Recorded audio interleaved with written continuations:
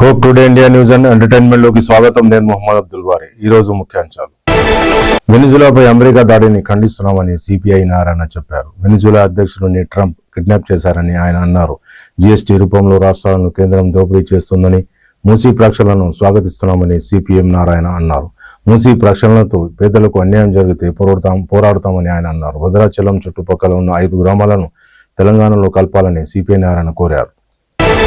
అసెంబ్లీలో కేసీఆర్ పై రేవంత్ విమర్శలకు కేటీఆర్ కౌంటర్ ఇచ్చారు. నదీ జలాలపై దశాబ్దాలుగా కాంగ్రెస్ ద్రోహం చేస్తోందని, ప్రాణాలు పణంగా పెట్టి తెలంగాణను కేసీఆర్ సాధించారని, అధికార మదంతో మిర్చిపడుతూ మాట్లాడడం సరికాదని కేటీఆర్ అన్నారు. పదే పదే కేసీఆర్ చావు కోరుకునే రాబందు రేవంత్ రెడ్డి అని కేటీఆర్ అన్నారు. 2015లో తెలంగాణకు 299 టీఎంసీలు చాలని సంతకాలు బీఆర్ఎస్ వాళ్ళు చేశారని, ఇదే తెలంగాణ ప్రజలపై బీఆర్ఎస్ రాసిన మొదటి మరణ శాసనమని 2016 సెప్టెంబర్లో అపెక్స్ కౌన్సిల్ సమావేశానికి హాజరైన కేసీఆర్, హరీష్ 299 టీఎంసీలకి అంగీకరించారని, వాటాలు ఎప్పుడు తేల్చుతారో తెలియని ట్రిబ్యునల్ కు లింక్ పెట్టి కేసీఆర్ సంతకం చేశారని సీఎం రేవంత్ రెడ్డి ఆరోపించారు.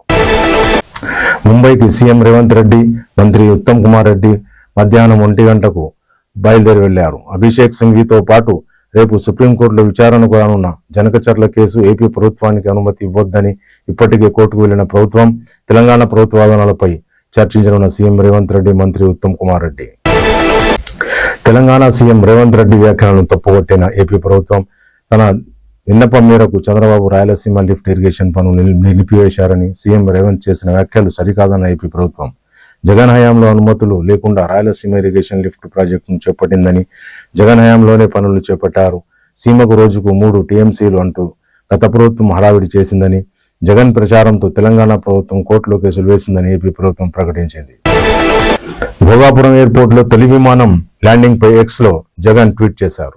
తొలి విమానం ల్యాండ్ కావడం అభివృద్ధికి ఒక నిదర్శనమని, లక్ష్యాన్ని సాధించే దిశగా కీలక అడుగులు పడిందని, మా పాలనలో వేగవంతమైన అనుమతులతో ఇది సాధ్యమైందని ఆయన అన్నారు. భూసేకరణ కోసం 960 కోట్లు ఖర్చు చేయడంతో పాటు బలమైన పునాది వేశామని జగన్ చెప్పారు. ప్రాజెక్టుకు ప్రధాన పనులు మా హయాంలోనే పూర్తి చేశామని వైఎస్ జగన్ చెప్పారు.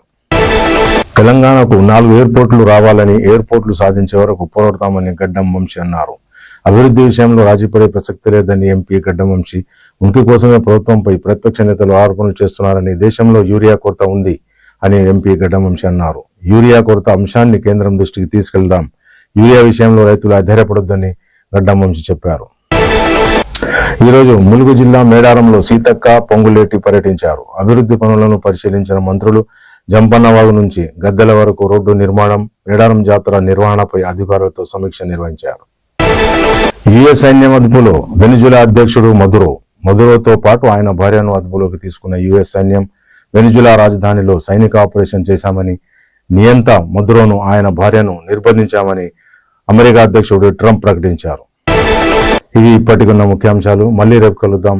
జై హింద్, జై భారత్. చూస్తూనే ఉండండి hope today India news and entertainment.